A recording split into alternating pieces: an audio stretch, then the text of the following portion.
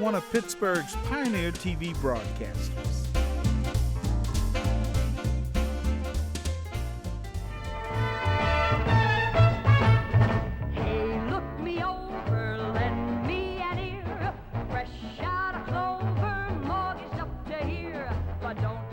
During television's golden age, Ricki Wertz sang and danced her way into the hearts of thousands of Western Pennsylvanians. In the 1950s and 60s, she hosted and starred in dozens of TV commercials and programs, including Ricki and Copper and Junior High Quiz. Good evening. I'm Ricki Wertz, and tonight we go back to earlier days in Pittsburgh television, back when KDKA and WTAE had slightly different logos. Ricki spent more than 40 years in TV, not just as an on-air talent, but also behind the scenes, creating groundbreaking documentaries like The Chemical People, which explored the ever-growing problem of drug and alcohol abuse among teenagers. This is one of our prize specimens. We lost one limb from the snow and ice, but it's called a Cyadopodus. But these days, Ricki's life is far away from the world of cameras and hard-hitting documentaries. A few years ago, she retired from WQED, and now she spends most of her time with husband Tom Borden, another veteran of golden era TV. The Sealy Time Weather Girl, how did you get into that? Remember that? No, but I read a lot. Lingerie and be the sexy Sealy weather girl by night. I became the Sealy Time girl, and I just sang the weather, and I'd sing whether it was stormy weather or the snow outside. I'd sing about tulips in the springtime.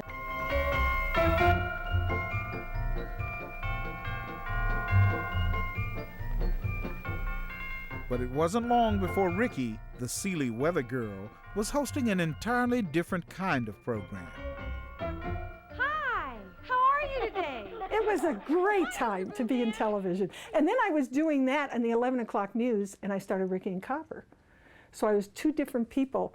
I was for Daddy and Mommy at night, and then I was for the kids in the morning with my dog. I'm sorry, Copper, but he does have prettier hair than you. Copper gets... Ricki and Copper led Children Over the Bridge for 9 years, during which time Ricki interviewed some 14,000 children. Yeah. And boy, you look so sharp with your sport coat and all. Tell everybody your name.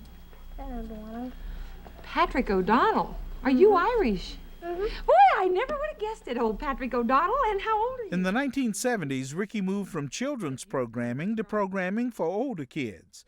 She and director husband Tom Borden put together one of the longest-running programs ever on local TV, Junior High Quiz. We signed it on as a public service show, and the first show we did, Pittsburgh National Bank called up and said, we want to underwrite it. And I suddenly became underwritten for 17 years with the bank. It was the most wonderful, and you talk about being blessed.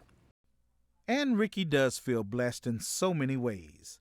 Blessed to have had so many fruitful years in television, and blessed to have been able to create documentaries like The Chemical People, which grew out of her graduate thesis paper, and which resulted in the formation of dozens of special task forces.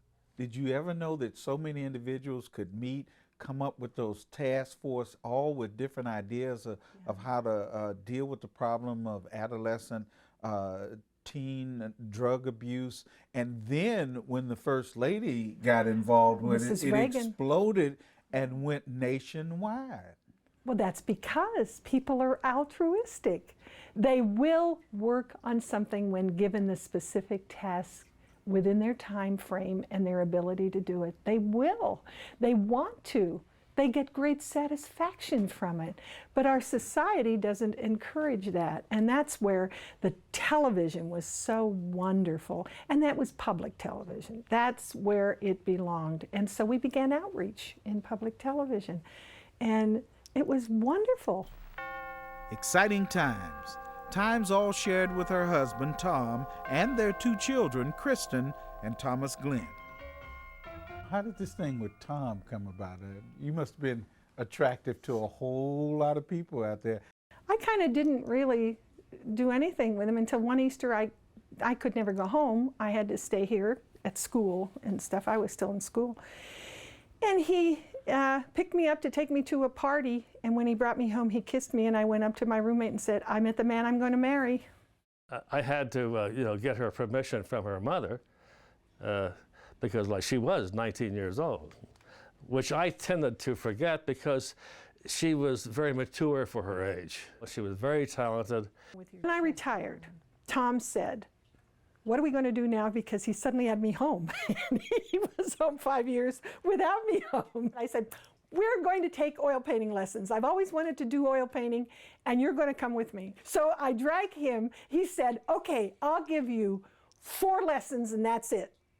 He was hooked after the second lesson.